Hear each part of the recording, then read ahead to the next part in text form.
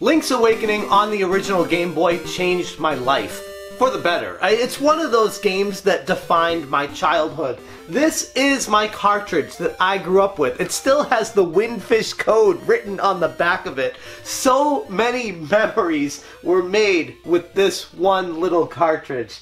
So when I heard that Nintendo was making a remake of The Legend of Zelda Link's Awakening, I was floored. One of the most influential games of my entire life being remade in full HD on the Nintendo Switch. I can't put into words just how exciting the idea of that truly was. If you watched my live reaction to the Nintendo Direct when they surprise announced this, I was pretty much brought to tears because it's such a big deal to me. I had the opportunity to play it at San Diego Comic-Con 2019 to see what this thing truly entailed, and it was everything I had hoped it would be. But I did have some concerns about it, some that I didn't even technically expect going into it, that hit me as I was holding the controller. This remake, is it going to be everything that I already know? Is it just gonna rehash all these ideas? Is it just gonna be the same exact game with a graphical skin tossed on top of it? Well,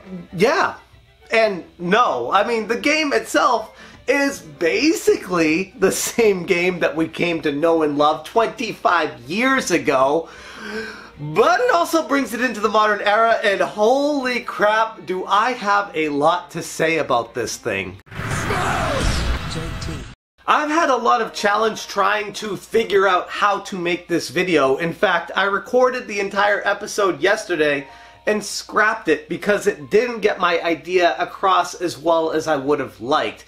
Basically, why I'm so excited about this Link's Awakening remaster or remake or whatever people want to be calling it is not necessarily because it makes such an impact on me, even though it does, but more so because of the impact it makes on my kids. It's such a trip watching my son and daughter play Link's Awakening for the first time, fully remastered, and seeing their reactions on their face when they catch the fish or defeat the end bosses, and just how the exploring and entertainment is hitting them just like it hit me 25 years ago. It's a feeling that I never could have imagined. You know, when you play a game for the first time and it makes such a gigantic impact on your life, you don't think, oh, 25 years down the road they're going to completely remake this game with all new graphical updates and make it even better than it already was.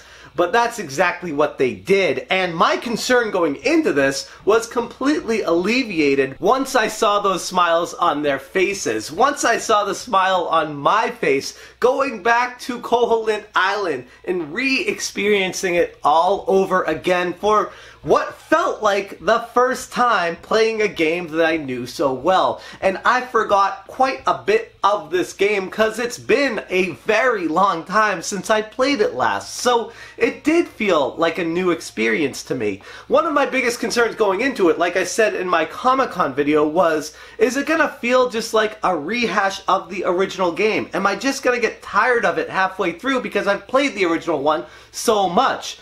No, because it's been so long since I played it, and this game has updated so much that even the parts that you do know, you want to see what Nintendo did to them to make it new, to make it different, to make it feel alive. Link's Awakening harkens back to what the original Zelda brought to the end user, and that is an epic adventure where you go around the entire world map to discover secrets, unlock potential new events, travel around to different destinations, meet new characters that are all unique and interesting in their own way. And it feels like a lot of modern day games might throw too many characters at you, might throw too much storyline information at you. Link's Awakening is more of a bare bones basic experience that allows your imagination to run wild. What's going on this Koholint Island? Why is it so mysterious? Why do these enemies keep referring to this island as just a dream? Presenting quite the interesting dynamic when you consider waking the Windfish on what that means to the rest of the island, the people that inhabit it.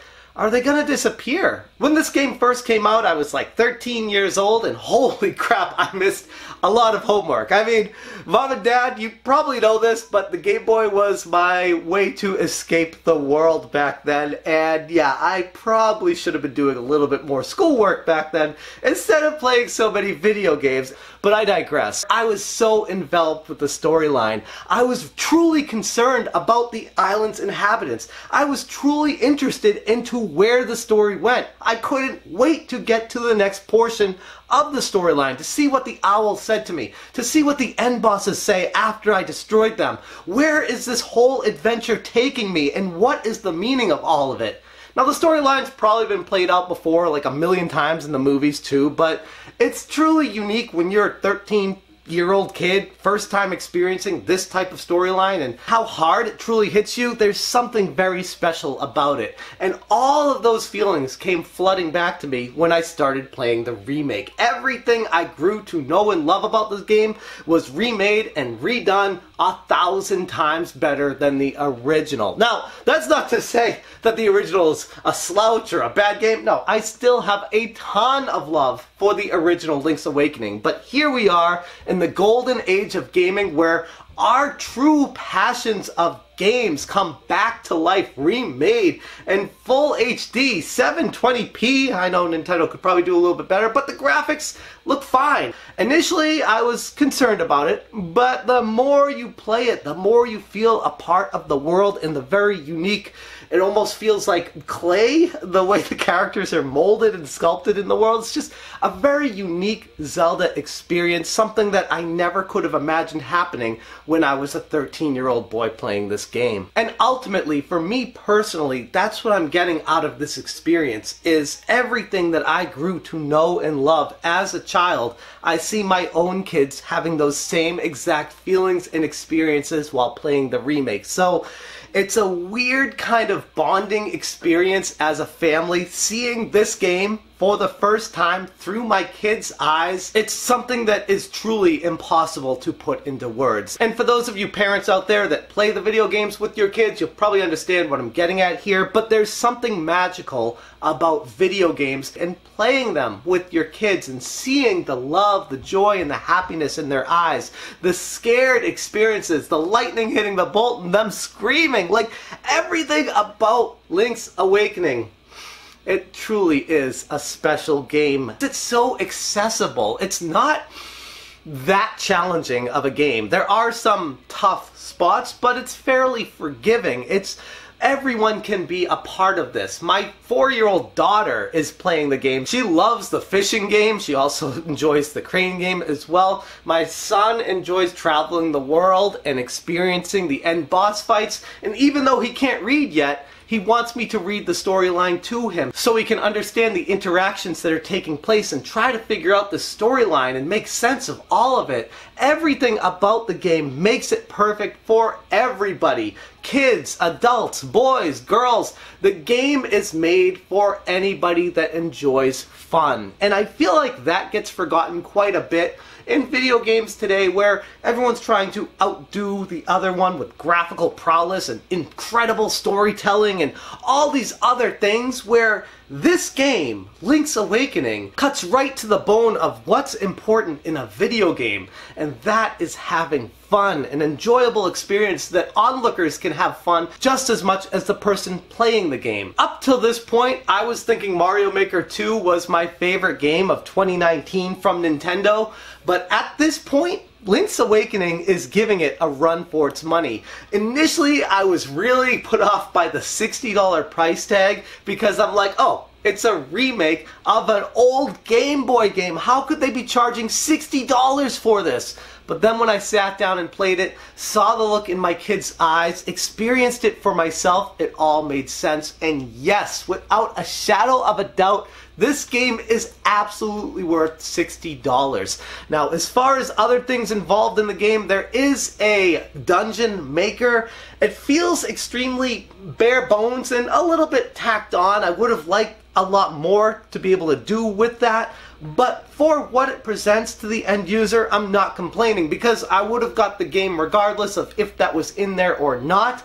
So it's just a bonus to me. If anything, it gets me excited for the possibility that Nintendo might be looking into a Zelda maker, and this was them dipping their toes into those waters to see if it's even viable, because the dungeons themselves, putting them together with the boards, it makes sense. But I would have liked to put an overworld on top of that, put items into it, and make obstacles, create your entire Zelda RPG yourself. That is an exciting proposition. But as it stands right now, The Legend of Zelda Link's Awakening Remake on the Nintendo Switch is one of the best games available on the platform, and it is a must-own for anybody who likes any game whatsoever, as long as they like to have fun, because this game presents a little bit of everything for everyone, but it doesn't do it in a way where it's too casual. There are some intense moments of the game where even the hardest of hardcore gamers will truly enjoy as well. Everything about this game